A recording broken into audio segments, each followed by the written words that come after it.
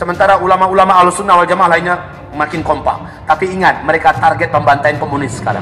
Mereka target dihabis oleh PKI. Di daerah-daerah sudah mulai ulama-ulama diculik, sudah mulai ada ulama kita yang dibantai, dibunuh, sudah mulai kaum muslimin. Agar antum tahu saja, tapi ini minim dari pemberitaan.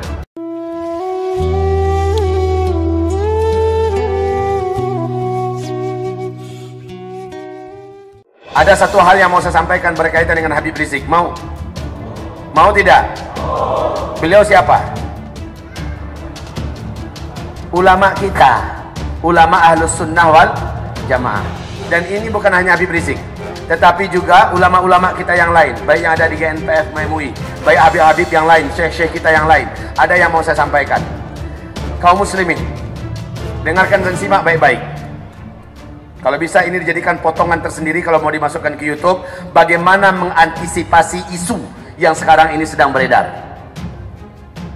Ketahuilah, adab dalam memanage isu telah diajarkan dengan apik oleh Allah dalam Al-Quran. Secara khusus lihat di Al-Quran surat An-Nur ayat 11 sampai ayat 19. Allah mengharamkan kita percaya dengan berita yang isi berita itu menjatuhkan harkat dan martabat seorang beriman lainnya. Apalagi orang beriman itu adalah ulama. Ulama. Ini ada yang mengatakan begini, Ustadz, ulama itu kan manusia biasa, bisa jadi dia pernah terpeleset melakukan itu. Berarti kita percaya dong.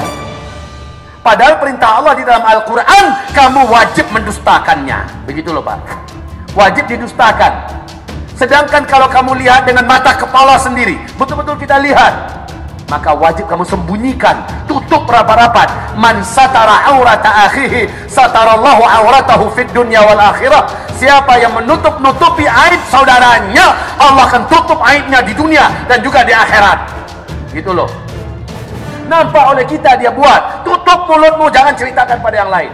Lah, kalau kita dengar dari orang lain ngantarin ke kita, baik melalui media televisi, apalagi yang membuat isunya jelas-jelas orang kafir, orang fasik, ya, kita sudah dengar sampai ke telinga kita. Harusnya apa? Wajib bersangka buruk kepada yang menyampaikan berita, gitu loh. Wajib bersangka buruk kepada yang menyampaikan berita dan wajib bersangka baik kepada yang diberitakan. Apalagi dia ulama. Apalagi ini akhir zaman, semua berita yang ada dirancang oleh jejaring Dajjal internasional. Ulama. Sedangkan orang mukmin biasa saja, kita wajib bersangka baik kepadanya dan bersangka buruk kepada orang yang menyampaikan berita. Suatu ketika Nabi didatangi oleh sahabat, "Ya Rasul, saya ingin bercerita kepada engkau tentang si fulan ya Rasulullah." Apa kata Nabi?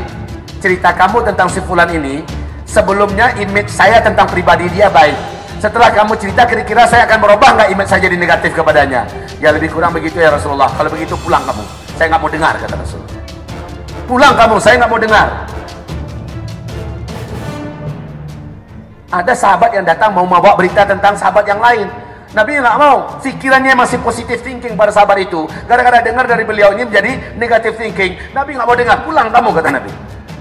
Ini harus kita contoh, Pak. Lihat itu adab-adabnya dalam surah An-Nur. Habib Rizik Syihab difitnah dengan berbagai macam fitnahan.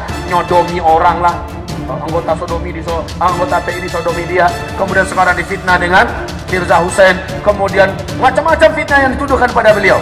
Kaum muslimin, apa yang dialami oleh atuk beliau, Rasulullah yang mulia SAW, dialami oleh beliau sekarang.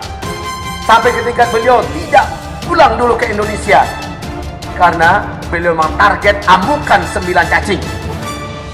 Dia harus dimusnahkan.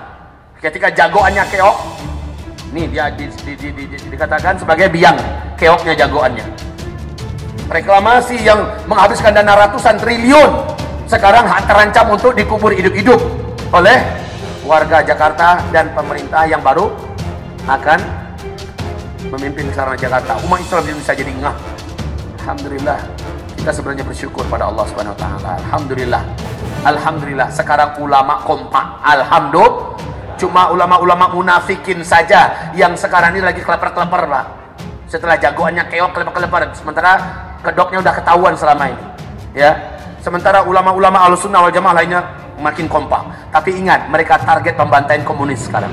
Mereka target dihabis oleh PKI. Di daerah-daerah sudah mulai ulama-ulama diculik, sudah mulai ada ulama kita yang dibantai, dibunuh, sudah mulai kaum muslimin. Agar antum tahu saja, tapi ini minim dari pemberitaan. Maka untuk memanage isu ini, kita wajib tidak percaya, itu dulu. Wajib tidak percaya, wajib berbaik sangka dengan yang diberitakan. Bisa jadi berita berikutnya tentang Zulkifli Muhammad Ali, tentang Bakhtiar Nasir, tentang Adi Hidayat, ustaz-ustaz kita, tentang siapa saja ustaz-ustaz kita yang muncul ke permukaan. Bisa jadi pemberitaan itu disengaja dirancang untuk menjatuhkan kredibilitas agar jatuh di mata umat. Sampai kini kepada yang lain, ibarat Allah yang kami muliakan, ulama lebih takut daripada manusia saja, apa saja pun kepada Allah. Innama yakhsyallaha min ibadihil ulama. Yang paling takut kepada Allah dari seluruh hamba-hambanya adalah para ulama. Dan kalau kita mengatakan ulama kan manusia biasa saja, bisa jadi dia terjatuh. Kenapa bukan bahasanya begini? Tidak mungkin ulama akan melakukan hal yang hina seperti ini. Begitu. Kalau bahasanya seperti tadi, seperti seolah-olah seperti menjustifikasi. Memang benar dia lakukan, bisa jadi dia tobat sekarang. Kan pembusukan juga itu. Secara tidak langsung kita sudah mengiyakan fitnah dari kaum kafirin. Begitu. Kita doakan beliau.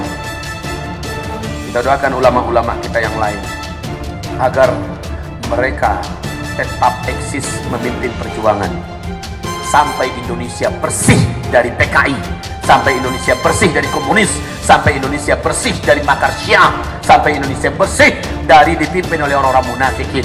Kita doakan para ulama-ulama kita. Dan tugas antum wahai para pemuda, bertekadlah antum menjadi tameng para ulama. Karena ulama kita target untuk dihabisi. Kalau bukan antum, maka ulama-ulama kita begitu mudah untuk didekati lalu ditusuk. Begitu mudah untuk diracun. Begitu mudah untuk dan itu akan mereka lakukan, Pak. Karena sudah menjadi agenda mereka menghabisin para ulama. Ini nomor satu. Lalu nanti para jenderal-jenderal yang masih loyal kepada NKRI, jenderal-jenderal yang masih ada jiwa nasionalismenya, lalu tokoh-tokoh masyarakat, public figur tingkat nasional, ini akan mereka habisi, Pak. Kalau Bapak sayang kepada para ulama kita, kepada para dai-dai kita, baik skala lokal ataupun skala nasional, bentengi mereka dengan fisik kita. Silakan lakukan ruling. Hari ini si fulan 3 atau 4 orang 24 jam, nanti diganti dengan sebulan. Masing-masing kita mungkin dapat giliran sekali 3 bulan dampingi ulama mana gitu kan. Itu Pak, rumah-rumah mereka kita satroni di depan. Bisa jadi tengah malam mereka dijemput dan sebagainya. Ini akhir zaman. Fitnah segala macam itu mungkin sangat mungkin akan terjadi. Kalau dibiarkan, kita baru nyesal setelah dia hilang. Iya ya, sayang sekali Habib kita meninggal, sayang sekali aduh kita dibunuh. Baru hanya sebatas itu, hanya geram saja. Sementara mumpung masih aman, kondisi masih bisa dikendalikan sekarang. Kenapa bukan sekarang berbagi tugas? Dan yang ngawal juga harus jagoan. Jangan sampai kena gertak sedikit kencing di tempat. Nah, ini kan ya, yang jago-jagoannya apa? Yang maco-maconya. Baik, kaum muslimin yang kami muliakan, semoga apa yang kami sampaikan ini bermanfaat. Jadi jangan sampai kita membiarkan hati kita difitnah oleh setan dengan fitnah isu ini, lalu kita juga bersangka buruk kepada saudara kita, apalagi dia ulama kita.